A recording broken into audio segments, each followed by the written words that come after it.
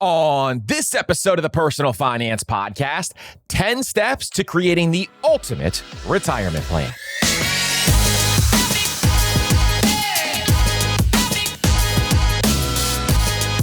What's up, everybody, and welcome to the Personal Finance Podcast. I'm your host, Andrew, founder of MasterMoney.co, and today on the Personal Finance Podcast, we're going to be going through 10 steps to create the ultimate retirement plan. If you guys have any questions, make sure you join the Master Money newsletter by going to MasterMoney.co/newsletter, and don't forget to follow us on Apple Podcasts, Spotify, YouTube, or whatever podcast player you love listening to this podcast on. And if you want to help out the show, consider leaving a 5-star rating and review on Apple Podcasts, Spotify, or your favorite podcast player. Now, today we're going to be diving into the 10-step plan to building out your retirement plan, and understanding these steps that you need to take in order to think about retirement are very important. See, what most people do is they wait till 5 or 10 years before retirement, then they start to think about their retirement plan. But instead, what I want you to do is, even if you're in your 20s or 30s,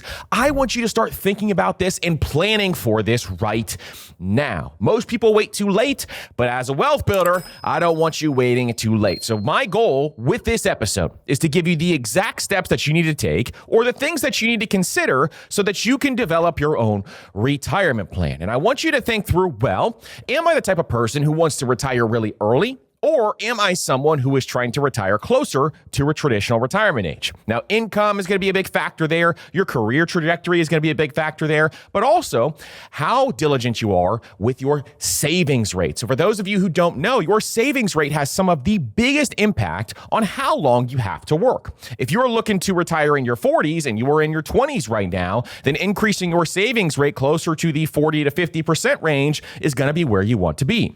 If you are willing to work a little bit longer, then getting closer to that 20% savings rate is the range that you want to be in. So mapping out and understanding how long or when you want to retire is going to be really important. Now, I talk to a lot of you inside of Master Money Academy, and I have a lot of conversations with you in Master Money Academy where people will say to me, Andrew, I have no idea when I want to retire. I have no idea how much I'm going to spend in retirement. I have no idea what I want to do in retirement. And that is okay, because this is the reason why we want to ensure that we are starting to do this now, because this plan is going to change over time.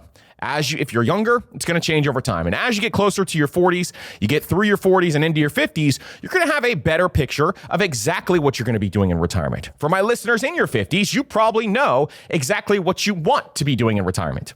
If you don't, I'm going to help you think through that in this episode, and I'm going to help you land on exactly what you want to be doing. And so this is going to be the step-by-step guide on how to think through your retirement and some of the steps that you need to take. In addition, I'm also going to give you the framework, or the way that I think about this, and how frequently I am readjusting or looking at this plan. Because if you can write out this plan and figure out a retirement plan for yourself, you're going to be much better off than most folks out there who have no idea what they're doing. In fact, a huge percentage of retirees, or folks who reach retirement age, have no plan whatsoever. And I don't want to see anybody out there do this, because that creates financial stress, it creates financial anxiety, and it creates worry around your money. So instead, what we want to make sure that we are doing is knowing the exact plan that we're going to be taking and adjusting that plan every single year. So that's enough yapping from me. I'm ready to get into this. So without further ado, let's get into it. So you've heard me talk about Bilt as the loyalty program that allows you to earn points on rent wherever you live. And they just leveled up even more. As of 2026, renters and homeowners can also earn up to 1.25x points on their mortgage payments. This is thanks to Bilt's 3 new credit cards: the Palladium card, the Obsidian card, and the Blue card. All 3 can turn your housing payments, rent, or mortgage into flexible rewards. So you can choose the card that fits your lifestyle without missing out on points and exclusive benefits. And Bilt points, they can be redeemed at top airlines and hotels, Amazon.com purchases, future rent payments, and more. And Bilt points have also been ranked by top publications as the industry's most valuable point currency. Your housing payment is already your biggest expense. Make it your most rewarding. Find the card that fits your lifestyle and apply today at joinbilt.com/PFP. That's JOINBILT.com/PFP. And make sure to use our URL so they know we sent you. Terms and limitations apply, subject to approval and eligibility. Built cards are issued by Column NA, member FDIC, pursuant to license from MasterCard International Incorporated. So you just realized your business needed to hire someone yesterday. So how do you find amazing candidates fast? It's easy. You just use Indeed. When it comes to hiring, Indeed is all you need. Stop struggling to get your job post seen on other job sites. Indeed's sponsored jobs help you stand out and hire fast. Your post jumps to the top of the page for the most relevant candidates, so you reach the right people faster. And it makes a huge difference. According to Indeed data, sponsored jobs posted directly on Indeed get 45% more applications than non-sponsored jobs. There are no monthly subscriptions, no long-term contracts, and you only pay for results. In fact, while I've been reading this ad, 23 hires were made on Indeed worldwide. There's no need to wait any longer. Speed up your hiring right now with Indeed. And listeners of this show will get a $75 sponsored job credit to boost your post's visibility at Indeed.com/personalfinance. Just go to Indeed.com/personalfinance and support this show by letting them know you heard it here. Terms and conditions apply. Hiring, Indeed is all you need. So step one is we are going to define the retirement target. So we want to know why, we want to know when, and we want to know where we are going to retire. Now, for some of you out there, you're not going to know all of these details yet if you're younger. But as you start to progress through life, you will know these details. And if you start to write these out or map these out now, you will be so much better off than someone who has never done this before. And so I want you to start defining when work becomes optional and when you want to think about stopping doing everything else that you're currently doing right now. Now, you may have a goal in place. If you're someone who is in their 30s and you're thinking to yourself, well, I would love to be able to retire at 55. Well, if that's the case, I want you to write that down right now, because whatever your goal is, whatever that dream number is where you want to retire and you want work to become optional, let's write it down. Because if we write this down, we can work backwards towards this. You got a lot of time left for those who are in their 30s, even if you're in your 40s. You have a lot of time left to figure this thing out. And so this is going to be something where I want you to think through what your dream number is. Now, for a lot of people, the average people in the US, the age is 58 to 67 is when most people retire. But you don't have to be the average person. You're a wealth builder. You're someone who is going to go above and beyond if you want to. Now, if you enjoy your job, if you enjoy the work that you are currently doing, there's nothing wrong with working until traditional retirement age. I don't know if I'm ever going to retire because I love doing this stuff. I love helping people with their finances. I love helping people think about money. And so because of this, I don't know if I would ever be able to retire because I love this stuff so much. I am so passionate about doing this. But for you, if you're working at a job that you don't like or you don't want to do forever, you want some time off, you want to spend more time with your family, you want to go see your grandkids one day, you want to spend time with your kids one day, then absolutely write down the number that is best for you. Now, for my financial independence folks, my people who are a part of the FIRE movement, your number may be in your 30s or 40s because you have an aggressive savings rate and you want to think about this. So I want you to put down that number. But think about this range of exactly where you want to land. Now, Fidelity did a bunch of research on this, and Fidelity looked at folks who were thinking through their retirement plans. And the folks who were most satisfied with their retirement plan developed clarity. Clarity was the key word that they used, where they were clear about their intentions, they were clear about their goals, they were clear on exactly what they wanted to do. And so we're trying to develop clarity here for you because there are way too many retirees out there who feel stressed around money, they have anxiety around money, and I don't want that for any person out there. We remove that from your financial equation because the last thing you want is to have those within your life because you're going to make bad financial decisions and you're not going to do the best thing for you and your family. So instead, we want to make sure that we can make decisions in a calm manner. And to do this, we have to have this plan in place. Remember, retirement isn't stopping any income. It's just stopping doing work that you don't want to do. And so maybe you want to retire early so you can pursue some work or start that business that you always wanted to start. Maybe you want to retire early so that you can work for causes that you actually believe in. You still can define a purpose. You can still define what you want to do in life. It doesn't mean you have to stop doing things. It just means you don't have to work your traditional job anymore. Now, an easy exercise or an easy way to do this is to define your perfect year. When you think about retirement, I want you to map out an average retirement year. Now, let me tell you right now, this is going to change over time, but it is a great exercise for a lot of people to go through so that they can actually start to nail down exactly what they want to do. First, let's think about housing. Do you want your house paid off? Do you think you're going to have a mortgage? How are you going to think about that? Are you going to be renting for the rest of your life? Nothing wrong with renting for the rest of your life, but are you going to be doing that? And where are you going to live? Are you going to live where you currently are? Do you live in New York City right now? Do you plan to retire in New York City? Are you going to live down in Florida instead? You've got to think through these options. Number 2 is travel cadence. Travel is a big part of being retired. And for a lot of folks, they probably wish they started traveling earlier, and they probably wish they started traveling earlier in retirement. So are you going to have a travel cadence? Are you going to be traveling the world every single month? Are you going to be going on trips multiple times a year? Or are you planning on just going one trip a year or not traveling at all? I know people out there who don't like traveling, but what is your travel cadence going to be? We need to make sure we have income to support that. Vehicles. Do you plan on having 2 vehicles? Do you plan on having 1 vehicle? How do you plan on getting around town? That's another big one. And then support for family members, kids, grandkids.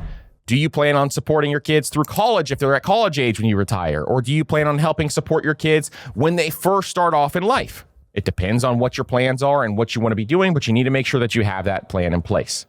Now, spending often drops slightly in retirement. And so we want to think through retirement spending. And that's going to be something that is very difficult to do if you have a long period of time before you start retirement. But we're going to talk about how to do that and how we're going to go through that today. So I want you to separate need, wants, and legacy. These 3 buckets are the 3 buckets that I want you to think about when it comes to setting up your spending plan and how much money you need every single year.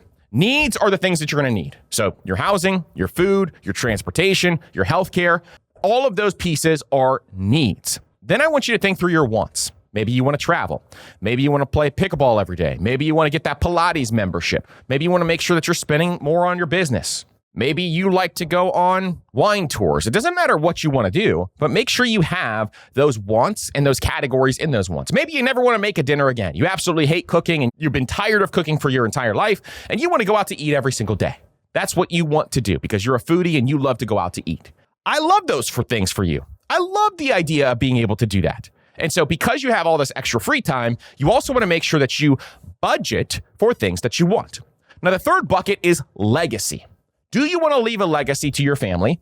And do you want to leave a legacy to your children or your grandchildren or your grandchildren's children? How do you want to think about legacy? And legacy is something that I have thought about a lot over the course of the last couple of years. Because do you want your kids to also steward some of your wealth towards causes you believe in well beyond when you are alive? That is legacy. That is making sure that you bring up children in your life who can also carry on the torch of what you wanted to happen with your money. And so those are the 3 buckets to think about. Now, if legacy doesn't matter to you, if that's not something that you really intend to work towards, then you don't have to utilize that bucket. Or if you want to give a small portion to your kids when you pass away or want to be able to pay for their first house, or you want to be able to help them through college, or you want to be able to do all these different things, then legacy bucket can be something you work towards. It's not a requirement, but it is something that is there because I think about it a lot. So it is very helpful for me to have that legacy bucket there. Next, I want you to decide where you want to live. Now, you may not know exactly where you want to live right now, but maybe you've decided, actually, I don't want to live in this high cost of living area. I want to make sure that I reduce my cost of living. I want to get out of the cold and I want to go down to a sunnier place. This is going to be some of the things that you can think through and understand that there are certain places where you can pay less in taxes and you can reduce the amount that you have to spend every single year because the cost of living is lower. So if you're in a high cost of living area and you want to go to a lower cost of living area, you can retire way faster if you do something like that. But family circumstances may not allow you to do that. Maybe you want to be closer to your kids and where they live, and they live exactly where they were born. And so you want to be close to them and your grandkids in the hometown. And so you don't know exactly what's going to happen there.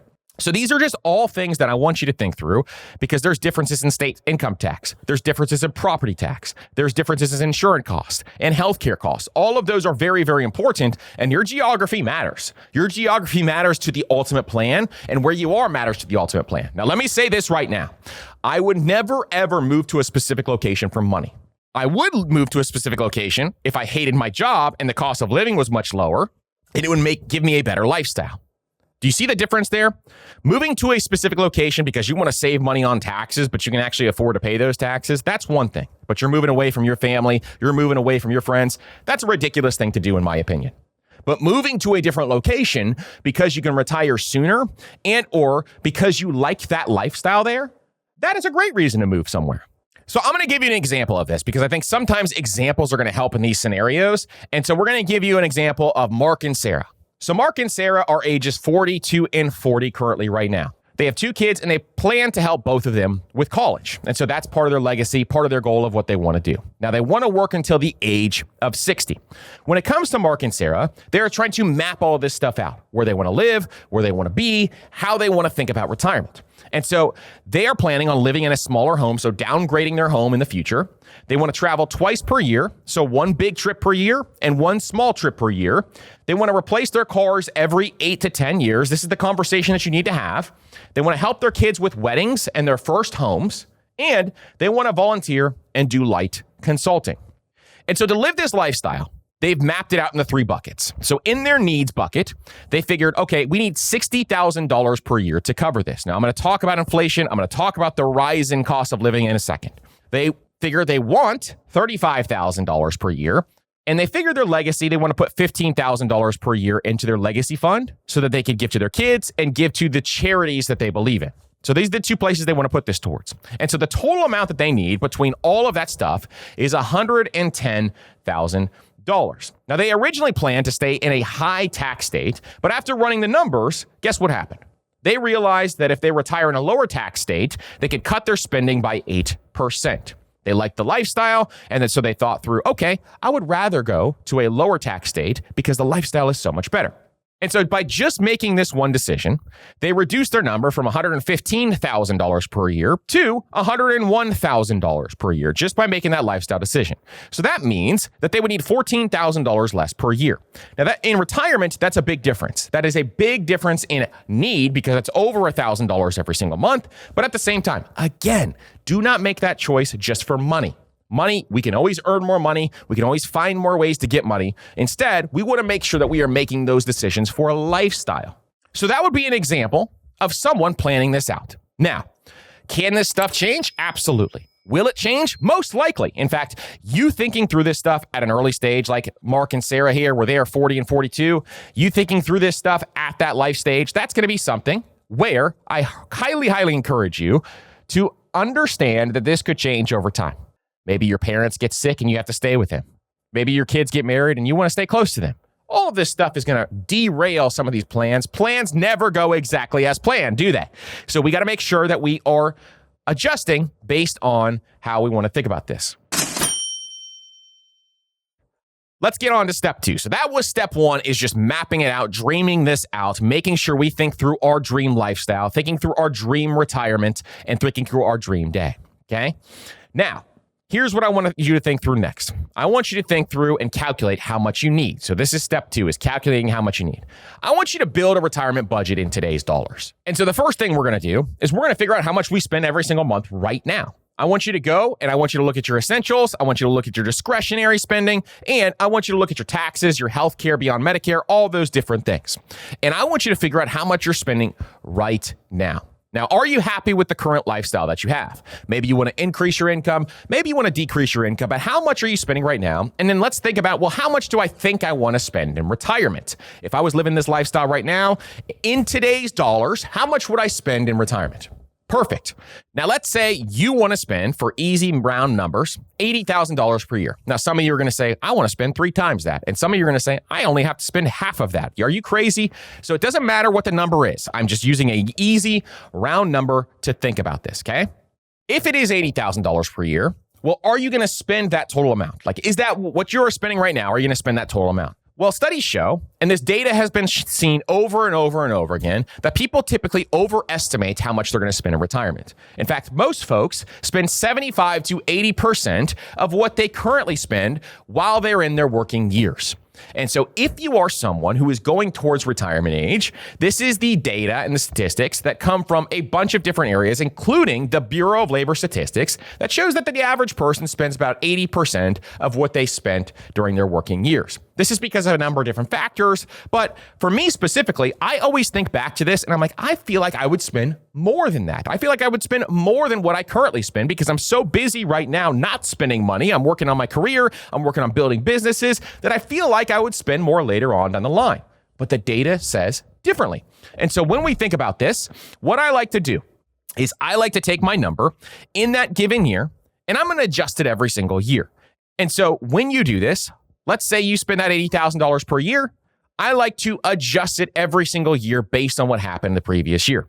And so when I plan this out, I think you need to track your retirement number on a yearly basis. Nobody else talks about this, but I think you need to because most people in their 20s or their 30s or their 40s do not track their retirement number. And by the time they get to their 50s, they're like, oh, shoot, now I need to figure out exactly where I need to land. But if you're doing this year over year over year, that's going to ensure that you stay on track with your retirement and that you get the most accurate number because it's what's happening in that given year. I can tell you right now, if I started tracking my retirement number in my 20s, it would be like $30,000 or $40,000. But now it is significantly higher because I've had kids, I'm married, so there's so much more going on.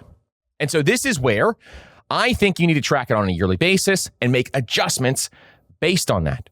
In your early years, you're just trying to invest as much as you possibly can. You're trying to get to that 20% number and trying to increase that over time. But as you get to your 30s and your 40s, you want to increase that number over that time frame to see if you can retire early. And if you can, continuously just increasing that number and then getting closer to your retirement number is the goal. Now, once we have our number in place, we want to translate that into a safe withdrawal range. And so when we think about the safe withdrawal rate, we're going to do an entire episode on this entire topic right here alone coming up. But when we talk about the safe withdrawal range, there are 3 different ranges that I would recommend you look deeper into and do some research on. If you want to retire early, my early retirees, a lot of folks that I know that retire early do anywhere from 3 to 4%, meaning their safe withdrawal rate of their portfolio is 3 to 4%. For the folks at the traditional retirement age, it's anywhere from 4 to 4.5%. So 4% is the standard assumption. That is the round number. That is the quick math that you can always do. So if you want to live on $80,000 per year, you need $2 million invested, meaning you could draw down $80,000 per year with $2 million and preserve that wealth throughout your retirement. And then 4.5% is the higher number that it kind of requires a little bit of flexibility. And Bill Bengen, the creator of the 4% rule, actually has stated in a recent book that you can get closer to 4.8, 4.9% because of recent market years. And so he looks back at history to see how you can make sure that you have a safe and protected portfolio. With that being said, it depends on when you retire and how long that time horizon is. So for every single person, it is going to be different. And so we use the 4% rule as a round middle ground just to figure out exactly where to start. So when you have this number and you say to yourself, okay, I want to spend $80,000 per year, then your target is around $2 million. And then you can adjust that number every year for inflation. So you can actually use the real inflation rate and increase your contributions based on the actual inflation rate. So let's look at what last year's inflation was for 2025. In 2025, I'm looking it up right now. The overall CPI in 2025 was 2.7%. Now, I know some categories were higher, some categories were lower, but overall, what we are looking at right here is 2.7%.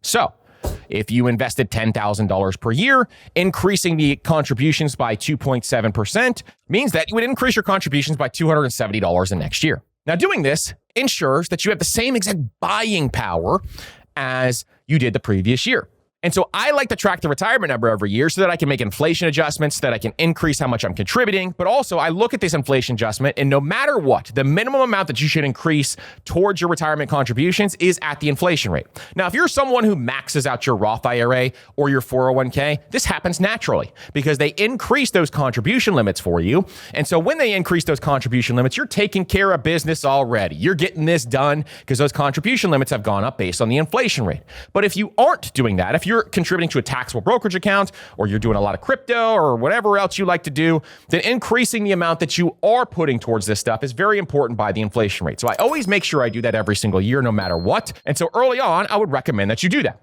All right. So we got our retirement number in place. We're going to track that every year. And I'll talk more about the cadence of when to track that and how often to think about this. But let's go to step 3. Because in step 3, we're going to map out our income sources. This is the fun part. This is where we figure out, okay, do we have extra income coming in that we can actually reduce our goal of our retirement number here so that we don't have to save so much money? We can have a balanced life of living for today, but also saving for tomorrow. That's the beautiful place to be when it comes to building wealth and building up your finances, is if you can do both of these things, boy, oh boy, does it get fun to build wealth. And so when we do this, I want to make sure that we are going through this step by step. So first, we're going to estimate our Social Security. Now, is Social Security going to be around by the time you retire? I don't know, but guess what? It's around right now, and we want to focus on the things that we can control. And so to do this, we want to make sure that we are looking at Social Security as a real and tangible thing.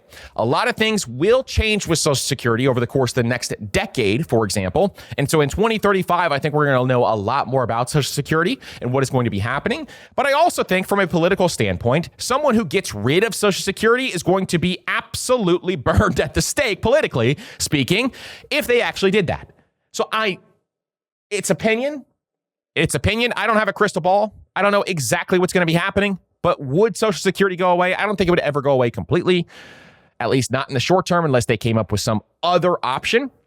But it is something to just consider. Now, putting that aside, you can go to SSA.gov and you can do an estimate of what you think your Social Security is going to be. Now, what I would do is think through a couple of different scenarios. As you get closer to Social Security age, if you're in your 50s or in your late 40s, as you start to get closer to that age, I would start to think through, well, when do I want to take this money?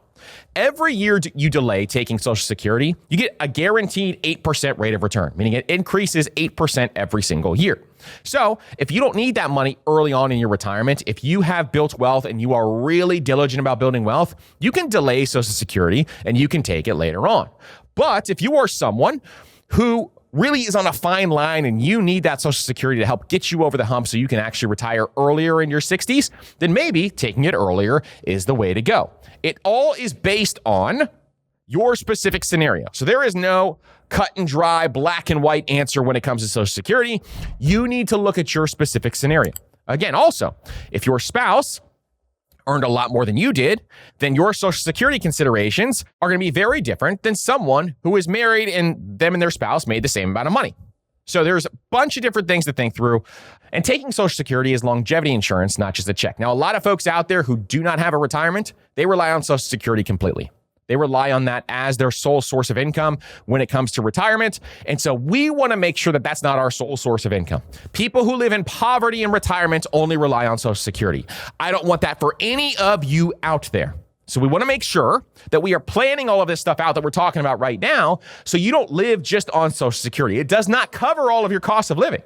And so there's just going to be a lot more that you would have to do. And I don't want you living on rice and beans in retirement. We want you to thrive in retirement. We want you to drive the car that you want to drive. I want you to live in the house you want to live. I want you to travel to the places you want to travel. And so that's what we are trying to teach you here. You get the outcome that you want instead of the outcome that you have seen past folks live. Maybe you have grandparents or parents who are living in retirement right now, and you don't like the way they're living. You don't like seeing the way they have to live. And that is because they did not plan like you are currently planning right now. It is not their fault. Nobody taught them this. Nobody teaches anybody this stuff. And so my goal is to teach as many of you this stuff as possible so that we can make a million millionaires out there. You have $1 million in the bank, you could draw down $40,000 per year. You have $2 million in the bank, you could draw down $80,000 per year. You have $3 million in the bank, you could draw down $120,000 per year. Why not do it? Why not save for your future so that you can thrive in your future, but also live amazing now? That's what we're teaching you here. Next, after Social Security, I want you to think through, do I get any pension income? Is there going to be any income coming in from annuities if you bought an annuity for some reason in the past? Annuities have really high fees. Not a huge fan, but that's a whole different story. Do you have rental properties and cash flow coming in from those rental properties? Well, that's going to be additional income that can help you retire sooner. Do you want to work part-time or have some passive income? Every single day, I drive into my office, which is right here. You're looking at it if you're watching this. And every single day, when I drive in, I usually leave at about 7 in the morning.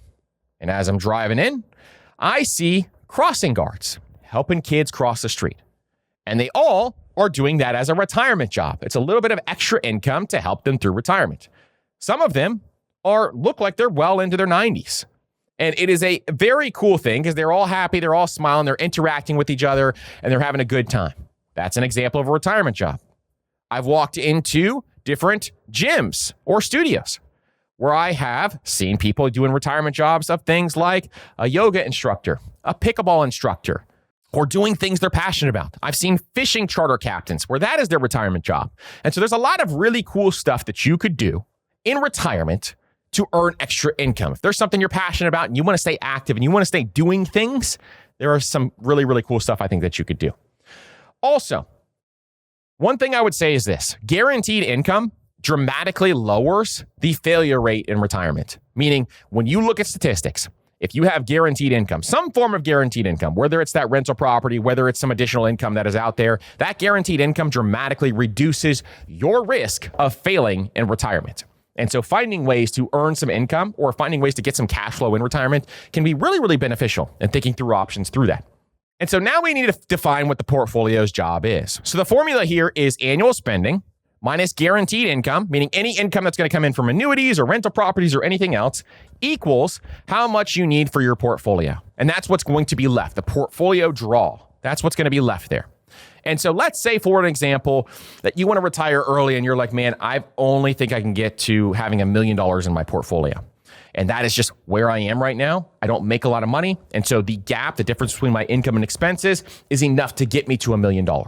Well, if that is the case, then you can always in retirement take a part-time job, at least short-term, because as you progress through retirement, studies show that later on in retirement, in your 70s, 80s, 90s, that's where you spend even less than you did in your 60s. And so most people front load their spending in retirement.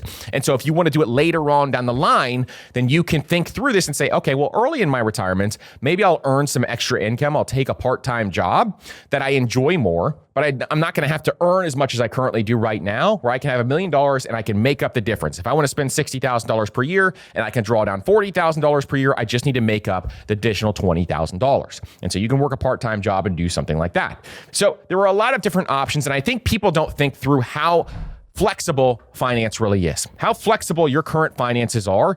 You could go work part-time somewhere right now, get some health insurance benefits and get some other stuff and be able to do that. So like, for example, we've talked about Barista Fire a number of different times. And the reason why that's called Barista Fire is people used to retire on less than they needed, be able to draw down their portfolio and work a part-time job at Starbucks, and Starbucks would pay benefits even for part-time employees. They still do this today, last I checked, which was 2 months ago. And so if you work part-time at Starbucks, they have employee benefits, they will pay your health insurance. And so people would go and do that, and it would make up the difference. Instead of working that corporate job that they absolutely hated, they would rather go and do something like Barista Fire. So before we get to step 4, you're going to notice that we're missing something big, and a big ticket item that we need to talk about when it comes to retirement. And that's healthcare. And so in step 4, we need to plan for healthcare. This is the wild card. This is the wild card risk that we need to think through and how we want to take action on this, because healthcare costs are rising at a rapid rate. If you have been anywhere near insurance over the course of the last 5 years, insurances are increasing so fast that it is so incredibly frustrating, where it is one of those things that you have to shop in order to stay ahead. If you don't shop your insurance, you are most likely paying almost double what you paid for the last 4 years. And so this is something where we need to make sure that we are always shopping our insurance. By the way, I have a car insurance tool that has been awesome. A lot of people have been using it over the course of the last couple of months. If you're interested in that, let me know. I'll send it to you. It's like a car insurance comparison tool. We can send it over to you. But when it comes to healthcare, pre-65, before Medicare starts, is often the most expensive phase. So if you retire at 55, between 55 to 65, that could be a very expensive decade, where ACA premiums can range anywhere from $6,000 per year to $18,000 per year on average, depending on income and region that you live in. Now, post-65, you have a couple of different options. You have Medicare plus Medigap or Medicare Advantage, and then you have out-of-pocket costs. Now, the out-of-pocket costs are what we're going to need to plan for sure, in addition to that decade or that time frame when you retire prior to Medicare kicking in at 65. Now, Fidelity came out with a study, and they estimated that a 65-year-old couple may need about $315,000 just to cover healthcare expenses throughout retirement. That number would be a number that I would be comfortable with if I had that in my portfolio and saved in my portfolio.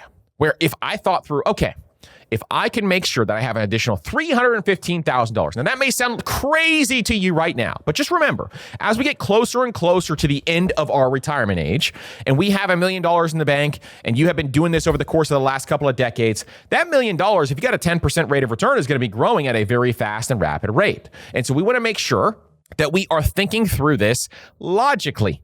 If we worked an additional year to make sure that we had enough cash in the bank in order to cover healthcare expenses, that would give us peace of mind in that specific area. And so if this is something that you are thinking through or you want to make sure that you are building towards, there's a couple of different options. One is to use HSA strategically. So your HSA, which we talk about a lot here, can be a retirement account. So it can have a couple of different benefits for you. First, if you retire early, it can help you bridge from those first couple of years. So if you retire at 55, it can help you bridge from 55 to 59 and a half when you can access your Roth IRA and your 401k. Two, though, it also can be a savings investment vehicle for your actual health care. And so for future healthcare, you can use your HSA as the place that you are compartmentalizing a lot of these different costs. So you have those triple tax benefits where you don't have to think about it as much anymore. So your HSA is so powerful even for this, is I would at least try to target in my HSA, if you're young, try to target in your HSA getting to this number, getting to the range where the national averages are in your specific area so that you can at least have enough cash on hand to cover healthcare expenses.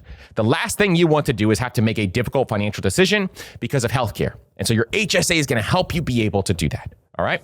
So again, remember, healthcare is increasing at a rate of 7% every single year over the course of the last couple of years. And so we want to make sure that we are on top of this because it is a big, big cost and a big, big decision.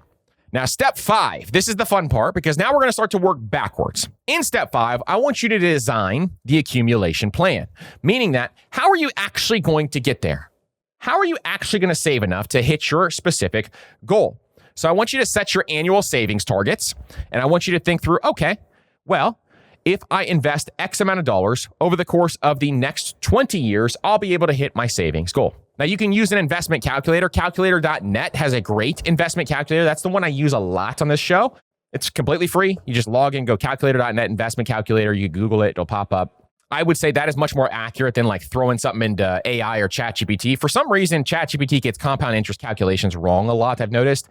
So making sure that you use something that has been around for a long time, I think is very helpful. And then work backwards. So look at your portfolio goal. I want you to look at the years remaining before you're going to retire, and I want you to give yourself conservative return assumptions. So you hear me talk a lot on this podcast about 10% rate of returns because that's the return you're going to get or the actual number that you're going to get. But when you work backwards, you adjust for inflation. We want to get closer to that 7% number. We want to be more conservative when you are planning for retirement. I would much rather you be conservative and have more money in retirement than to get to the point in time when you're planning where you put a 10% rate of return and the market came back and it got you 6.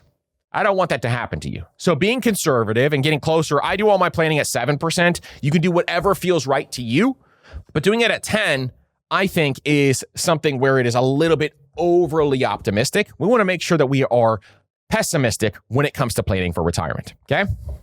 Next is as you start to work backwards, now you realize what that number is. I want you to start to maximize these tax advantage accounts. I want you to attack these tax advantage accounts. So your employer match, your 401k, your Roth IRA, HSA, all of these are going to help you in retirement dramatically. And so attacking those accounts will be really important. If you want to retire early, your taxable brokerage account is going to be your friend. It's going to be your bread and butter. It's going to be a great place to put your dollars because you can take money out of that account whenever you need to. Now, we just did an episode a few months back talking through the 5 different ways to access your retirement accounts early and ways that you can do this if you want to retire in your 50s. And so that is a great episode to go back and listen to. There are ways to access this money early, but we did an entire hour-long episode going through all those different ways.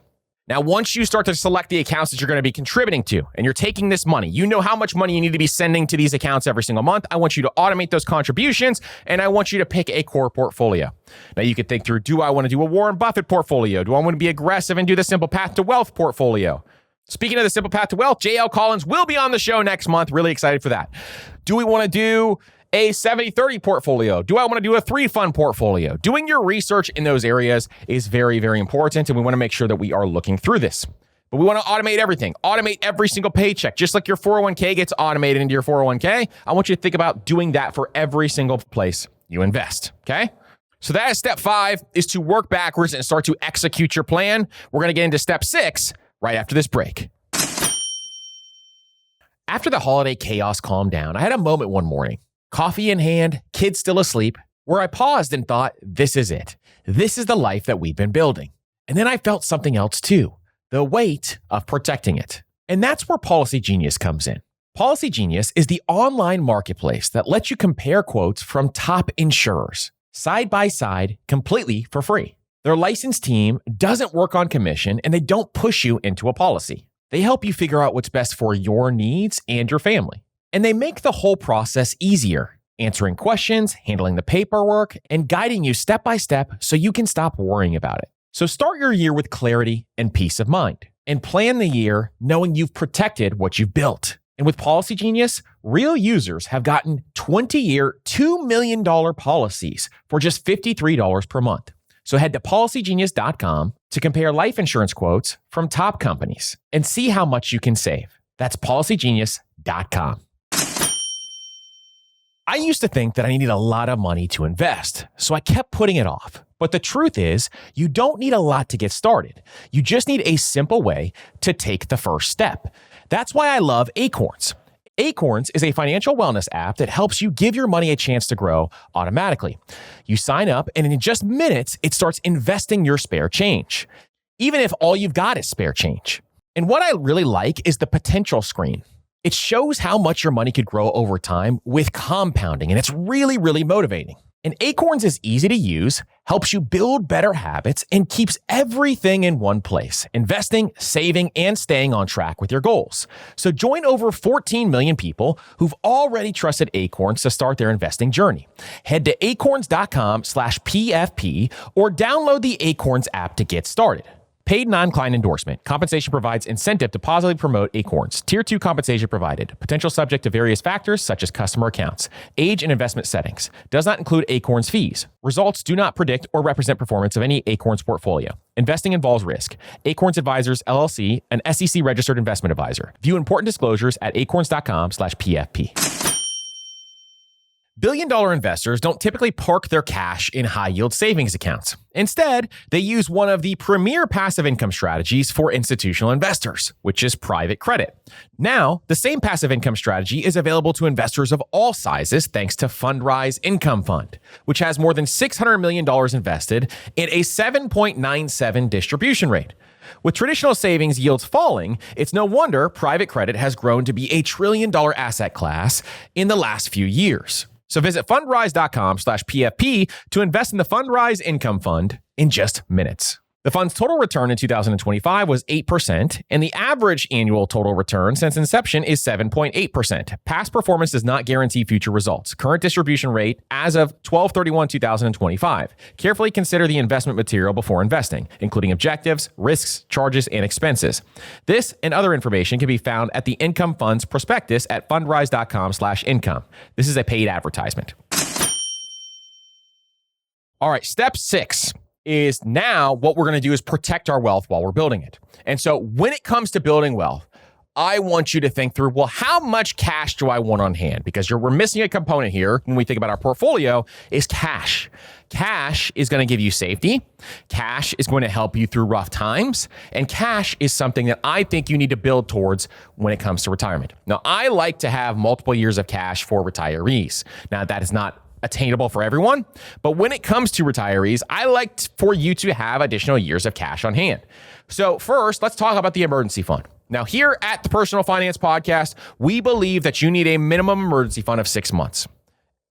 It takes a while to get there. You build it up for 1 month, then you get to 3 months, then you get to 6 months. If you haven't heard our episode talking about the 1-3-6 method, highly recommend that you go and check that episode out. But if you want to make sure you're protecting your finances, having cash on hand is very important. Now, in retirement, my goal, personally, is to have a few years of cash on hand. And so I'm going to keep it in a number of different places, some of which will be a high-yield savings account. Depending on CDs, may have some in CDs, may have some in bonds or T-bills or whatever else, but it's going to depend on some of the rates at that given time. There's a bunch of places that you can put this cash on hand so it doesn't get eaten away by inflation, and these are just some of the areas that you can do that.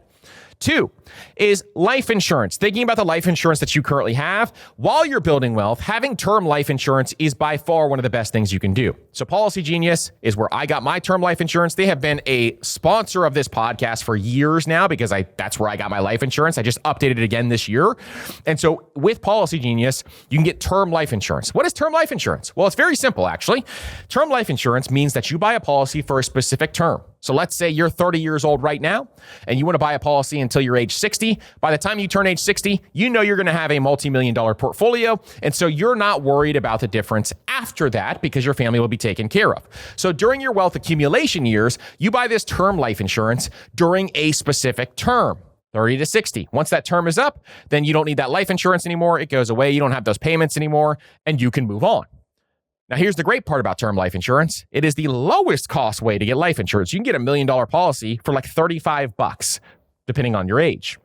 For some people, if you've had health conditions or other things, it might be a little higher. Or if you're a little older, it may be a little higher. But for those of you out there, term life insurance by far is the cheapest, and every single person should have it if somebody depends on you. If somebody doesn't depend on you yet, or you don't have someone who depends on your income, you don't need it yet. You only need it once someone depends on your income, okay?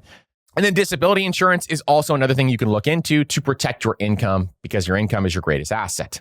Now, secondly, is to make sure that you have a plan in place to protect your finances online. Because if a scammer gets a hold of your information and they steal some of your information, I have seen people's entire retirements get wiped out because they did not have a financial protection plan. And this is the one thing that a lot of people do not do, is they do not have that financial protection plan in place.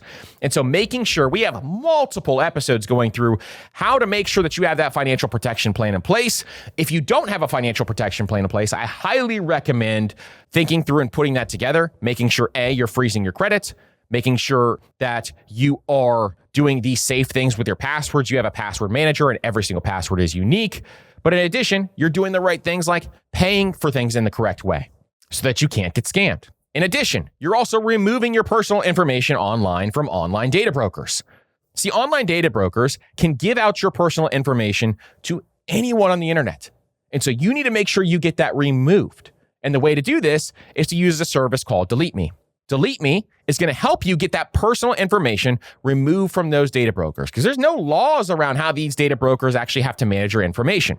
So if some scammer out there gets a piece of your information, they can Google your name, your address, everything else. They can find a data broker who has the rest of your information, and they can go and open a bank account in your name or open a credit card in your name or open a student loan in your name. And that could be detrimental to your finances. And so Delete Me helps you remove your personal information because if you tried to do this on your own, and you tried to go out there and get all of this done and all of this removed, it would take you hours and hours. You have to go to these shady websites, and it is the biggest pain in the butt. So instead, I use Delete Me, and Delete Me does it all for you. And then throughout the year, they go and check all these data broker sites again and make sure your information is continuously removed. And so if you go to joindeleteme.com/PFP20, that is the best place to go where you get 20% off of Delete Me. And their monthly plans are really low cost. So I would highly recommend getting Delete Me. It is the best dollars I spent. My entire family is now on Delete Me because it is by far the best service I have ever used, and it saves me so much time. So go to joindeleteme.com/PFP20, and you can save 20% there. Also, if you want to manage your risk, you want to make sure that you are looking at your asset allocation. If your asset allocation is out of whack and you have a really bond-heavy portfolio, you're never going to be able to accomplish your goals if you are 30 years out from retirement. Or if you are really close to retirement age and you are 100% stocks and you are not happy about that, and if the market dipped, it would ensure that you could not retire, then you want to take a look at that asset allocation. So it's very important that you make sure that you are doing the right things and working on the right steps when it comes to your asset allocation. Finding a home is a lot like dating. You're not just swiping through options, you are looking for the one. And that's why I recommend Realtor.com. Like any good matchmaker, they know where to look. When we were house hunting, I wanted to find something with a big backyard, a place that was great for kids, and had a home office that we could also use as a spare bedroom. And Realtor.com made it easy to search for exactly what we needed. And they helped us find a place that truly felt like home. It's my favorite app to shop for homes, and it's also the pros' most trusted app. With over 500,000 new listings every single month, there's always something fresh to discover, whether you're upgrading, downsizing, or just daydreaming about your next move. So find your dream home and start searching now. Download the Realtor.com app today. The Pro's most trusted app based on the August 2025 proprietary survey. Over 500K new listings every month based on average new for sale and rental listings from July 2004 to June 2025. Now, step 7 is something I call plan the transition. And what that means is that when you are thinking about transitioning from your working years, your wealth accumulation years, to your wealth preservation years, which are going to be the years where you are preserving your portfolio, how are you going to plan that transition? Well, first, let's talk about withdrawal order. What order are you going to withdraw from your accounts? What's common for a lot of folks is they go taxable, then tax deferred, then Roth, and they do it in that order. But for you, it could be very different based on your income or based on your financial scenario. And so you have to have an understanding of what order you're going to be withdrawing from these accounts and how you're going to be doing this. This would change for tax brackets. This would change for Medicare surcharges. This would change for legacy goals. All of these could be very, very different for you specifically. So 1, you want to determine your withdrawal order when you get to retirement age. 2 is planning for RMDs. So if you have a lot of money in pre-tax accounts, then you want to make sure that you are planning for RMDs because that could increase your tax rate. It could increase where you stand when it comes to taxes. And by your early 70s, when you have to start taking RMDs, this could change a lot of different things, including your Medicare IRMAA charges. And so we want to make sure that our conversions are earlier and we can smooth out those conversions and think about how we want to do conversions.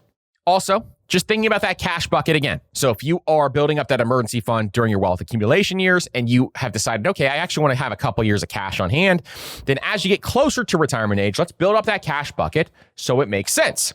And we can reduce sequence of returns risk, which means when you're withdrawing money in a down market, you want to make sure that you're reducing the risk of having to do that. And so cash isn't just for returns, it is also to help you sleep better at night. And so that's what the big thing here is that we are looking for. Now, step 8 is to integrate Social Security strategically. We're going to do an entire episode on how to think about Social Security strategically and how to think about when to take it. But you want to make sure that you are coordinating with your spouse first. If you're married, when and who takes Social Security first matters. And so you want to make sure that you are thinking about this because survivor benefits make delaying the higher earner especially powerful, meaning that if you delay the higher earner, then the survivor benefits are going to be much, much better overall. And the great thing about Social Security is it's actually going to reduce your portfolio stress more than people realize. If you get to a point in time where Social Security can cover a lot of your needs, then your stress around your portfolio is not going to be big at all. You're not even going to have to worry as much as you would in other scenarios. And so that's where I like Social Security is it's a hedge against specific risks that you don't have to worry about as long as you have this in place. And so as you get closer to retirement age, that's where you can decide when to take it. And you can decide when is the best time to make sure that we do this, because that'll be a big, big difference overall. Now, step 9 is I want you to think through this now. And I want you to think through some of the big risks in your legacy now. I'm going to talk more about that here because there's a lot of things that we want to make sure that we are identifying. One is long-term care decisions. So about 70% of people over the age of 65 will need some sort of long-term care. Now, long-term care is one of the most expensive things that will ever happen, and you need to start having conversations about it now. There are way too many people out there who never have conversations with their children on what their will is for long-term care. And so they end up in places they do not want to be because they never had the conversation or they never set themselves up financially. What do I mean by that? Well, a lot of folks end up in a nursing home that they never wanted to be in. And the reason why they end up in that nursing home they never wanted to be in was because they never set up or had conversations about what they wanted their long-term care to be. It is very costly for you to not speak up. And it is very costly for you to not have those conversations. Now, if you're in your 30s or 40s, it's very hard to think about this right now. But if you're in your 50s or 60s, it is a very real thing that you need to have a family meeting and sit down and start having this conversation. Because long-term care and your long-term care of where you want to be is going to be something that is very important. I have seen from my parents and my in-laws having a long-term care journey that is difficult. It is a difficult time for everyone involved. And so to make this seamless and to make it less stressful for everyone, I highly encourage you to have that conversation. Now, there are things like long-term care insurance. Now, to be honest, long-term care insurance is a very complicated product. It is a very expensive product. It is a product that is very difficult for most people to understand. And so when you look at long-term care insurance, you have to understand what you're getting into before you even start that. Secondly, would you rather self-fund your long-term care? Depending on how long you live, let's say you go into a nursing home or you go into assisted living. Depending on how long you live, that is hundreds of thousands. And I've seen people stay at really nice ones and they have paid over $1 million for assisted living. And so this is so important. And most people just don't have the conversation. But also, do you have family support or do you have public support? Or is your family willing to take you in? In some cultures, families are not willing to put their parents into a nursing home. And if your will is to never go into a nursing home, make it known to your kids. Make it known that that's not what you want to do, but you need to have a plan in place. If that does happen, your kids have to go to work each day or work in their career, that someone is going to be there to help take care. Those are just some of the things that I want you to think through when it comes to long-term care and start to have those conversations now. Please start to have those conversations now. Secondly is legal basics. Do you have a will in place? If you don't have a will in place, now's the time. Do you have powers of attorney in place? Based on a lot of different things like healthcare directives and those types of things. Do you have beneficiary reviews there? This is often forgotten, but you want to make sure that you are looking through your investment accounts and you have those beneficiaries in place. You want to make sure nothing goes into probate. And then asset protection and titling. So I have a trust. My family has a trust. If you are getting to the point in time where your assets are over $1 million, you should probably have a trust too. If you have businesses, you should definitely have a trust. Making sure that that is in place is very important. And then coordinate titling with state law and liability exposure. So making sure that you have this titling in place is important. Here's the thing, is estate planning and doing all this stuff is a gift to the people you love so that you're not a liability. So the things that you give them is not a big deal. And so you got to make sure that you are planning through this stuff. I know it's boring. I know you don't want to do it. But you got to do it. It's part of those things that if you don't have a will, if you don't have a trust in place and you need to have one, then you are really, really doing yourself a disservice and your family a disservice. Now, step 10 is I want you to create a review rhythm for all of this stuff. We need to think about retirement at least once a year. And we need to think about our plan once a year and adjust our plan in a given year. Even if you're 25, the time is now to get a lot of this stuff set up step by step because we can adjust that number in any given year and we can know exactly what we're going to be doing. So I want you to review your spending every year. I want you to review your portfolio every year. I want you to review your asset allocation every year. And I want you to think through your withdrawal rate every year. Bill Bengen has a new book that is very good on the withdrawal rate that I would highly recommend a lot of you read. And then adjust those things for inflation. I want you to adjust those things for market shifts or even life changes. Your spending is going to change a lot over the course of the next couple of years. Because inflation rates are higher, the cost of living is higher, but in addition, lifestyle is going to change. Same thing when it comes to your portfolio. Maybe you are 100% in stocks, and as you get closer to retirement age, you're trying to move it towards that preservation portfolio. You add in some bonds and some other things. Your withdrawal rate may change, or what you think the withdrawal rate should be. If you were planning on retiring very early and you were at a 3% withdrawal rate, and then all of a sudden realize, I'm going to work a little bit longer, and now it's going to 4%. Well, that's going to change a lot of your different plans, and so you want to make sure all of those are thought through. Then I want you to also think about and review life events, marriage or divorce. If you get married or you got a divorce, that's going to change all of these plans. If you have more kids, that's going to change a lot of your plans. If you have health changes, that's going to dramatically change a lot of your plans. You can have every problem in the world, but once you have a health problem, you only have one problem. And that's the big thing I want you to note. Career or liquidity moves. Maybe you move careers, you make a lot more money now, and all of a sudden you can invest more. Or maybe you decided to take a step back and you make less money, and so you have to adjust your plan based on that. These matter more than all the market noise. And this is the thing that most people don't realize, is the market is going to give you day-to-day noise and people look at what the market is doing day in and day out. What matters is this real life stuff here. These costs are what matter. These are what you need to react to. You do not need to react to the market day in and day out. Instead, you need to react to what actually matters, which is your life, your specific financial situation. Everybody's financial situation is different. That's why they call it personal finance and not general finance. Personal finance is personal. And so there are personal decisions that you need to make. And so if you want to put together a one-page plan, if you're young, you can do that. And the way to do this is to put your target age that you want to retire, your spending goal, your portfolio target, the current progress that you have made, what your plan is, writing out some of that plan, your allocation, and then some of your key insurance and estate decisions. You can literally do this in one page if you wanted to start off and really have something in place that you can adjust year in and year out. That retirement number is very important. because you need to make sure that you're looking at it every single year. You're adjusting it for inflation. You're adjusting it for how much you spend every single year, and you are looking at this more frequently. So I highly encourage everybody out there to start to develop their retirement plan. If you need help, you can go to an advisor. Just watch out for those fees. But this can be something I think every single person can benefit from. Now, for everyone out there, I want to invite you to join Master Money Academy. Master Money Academy is where we are helping hundreds of people every single week learn how to build their financial plan. We give you the step-by-step of exactly what you need to do with your next dollar based on exactly where you are. And we call it the Wealth Builder's Journey. But in the Wealth Builder's Journey, we tell you exactly what to do. In addition, I do weekly calls inside Master Money Academy to answer your questions. We also are doing monthly masterclasses on a specific topic.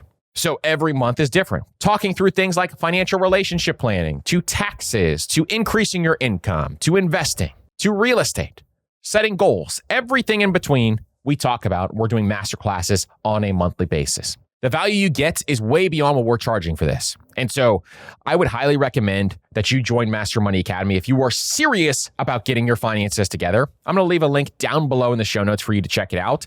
And in that link, I'm going to give you a discount. In 2026, because I truly believe in Master Money Academy, I'm going to give you a discount for your first month so you can try it out. So make sure you go down below, check out Master Money Academy, and I can't wait to see you inside. Thank you so much for being here on the Personal Finance Podcast. I truly appreciate each and every single one of you, and we will see you on the next episode.